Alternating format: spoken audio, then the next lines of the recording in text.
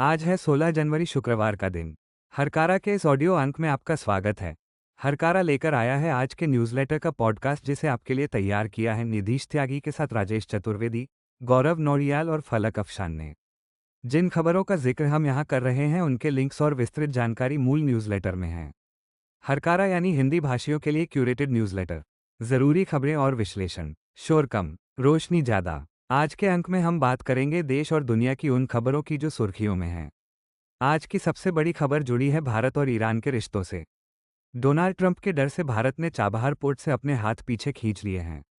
वहीं महाराष्ट्र के निकाय चुनाव नतीजों ने भाजपा और उद्धव ठाकरे दोनों को नए सबक दिए हैं। उधर उत्तर प्रदेश के एक मंत्री ने अब शाहरुख खान को फांसी देने की मांग कर दी है और राजस्थान में एक सरकारी अधिकारी ने मुस्लिम वोट काटने के दबाव में जान देने की धमकी क्यों दी। इन सभी खबरों के साथ और भी बहुत कुछ। चलिए शुरू करते हैं विस्तार से। इकोनॉमिक टाइम्स की रिपोर्ट के मुताबिक भारत ने ईरान के चाबहार पोर्ट से अपना कंट्रोल छोड़ दिया है। भारत पोर्ट्स ग्लोबल लिमिटेड यानी आईपीजीएल के निदेशकों ने इस्तीफा दे दिया है। इस प्रोजेक्ट से जुड़ी वेबसाइट भी बंद कर दी गई है। इसकी सबसे बड़ी वजह अमेरिकी राष्ट्रपति डोनाल्ड ट्रंप का वो ऐलान है जिसमें उन्होंने ईरान के साथ व्यापार करने वाले देशों पर 25% टैरिफ लगाने की बात कही थी।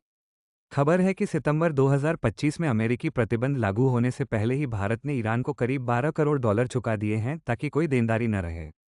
ये पोर्ट भारत के लिए रणनीतिक रूप से बहुत अहम था। कांग्रेस ने इस पर मोदी सरकार को घेरा है। कांग्रेस का कहना है कि सरकार ने जनता का पैसा डुबो दिया और डर के मारे एक अहम प्रोजेक्ट छोड़ दिया। हालांकि अमेरिका ने भारत को 6 महीने की अस्थायी छूट दी है ताकि वो वहां से अपना कामकाज समेट सके। महाराष्ट्र के स्थानीय निकाय चुनावों के नतीजों ने मिली जुली तस्वीर पेश की है। इंडियन एक्सप्रेस और अन्य मीडिया रिपोर्ट्स के मुताबिक भाजपा ने मुंबई बीएमसी में सबसे ज्यादा सीटें जरूर जीती हैं लेकिन उसे अकेले बहुमत नहीं मिला है। सत्ता के लिए उसे एकनाथ शिंदे की सेना की जरूरत पड़ेगी।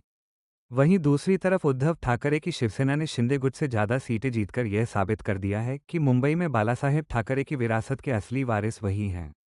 पुणे और नागपुर में भाजपा ने बड़ी जीत हासिल की है, लेकिन मुंबई में मराठी मानुस और मराठी अस्मिता का मुद्दा उद्धव ठाकरे के पक्ष में गया है।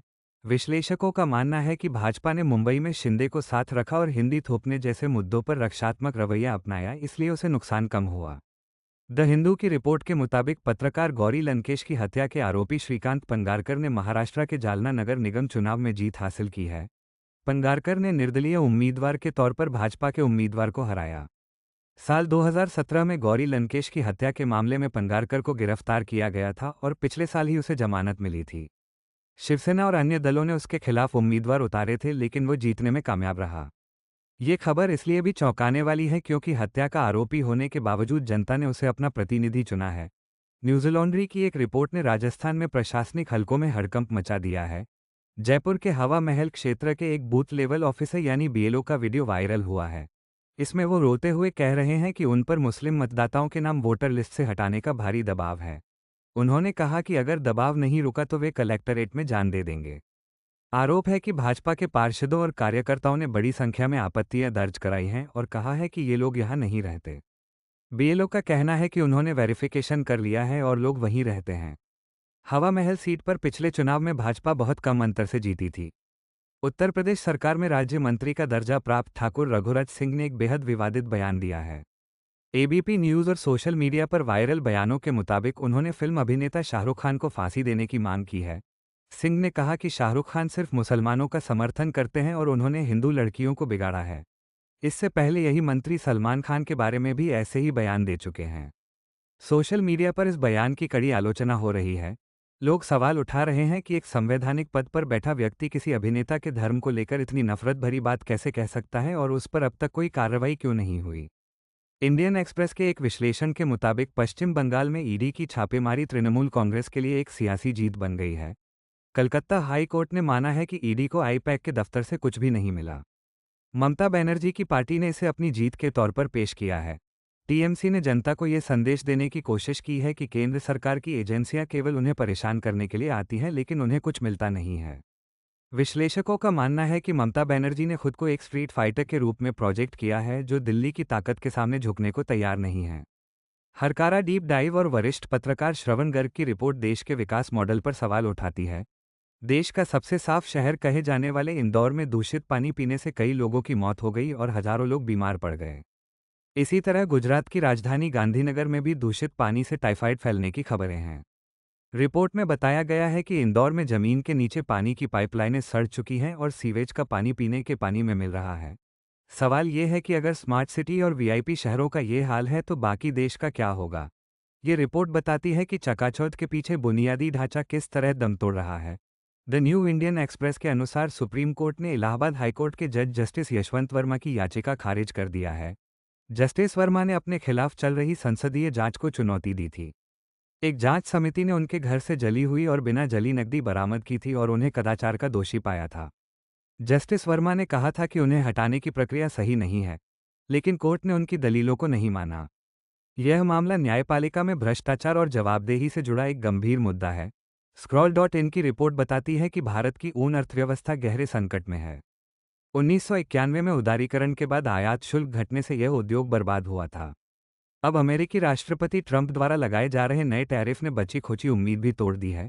भारतीय चरवाहे और ऊन उत्पादक जो अमेरिका को निर्यात करते थे अब भारी टैक्स के कारण बाजार से बाहर हो रहे हैं।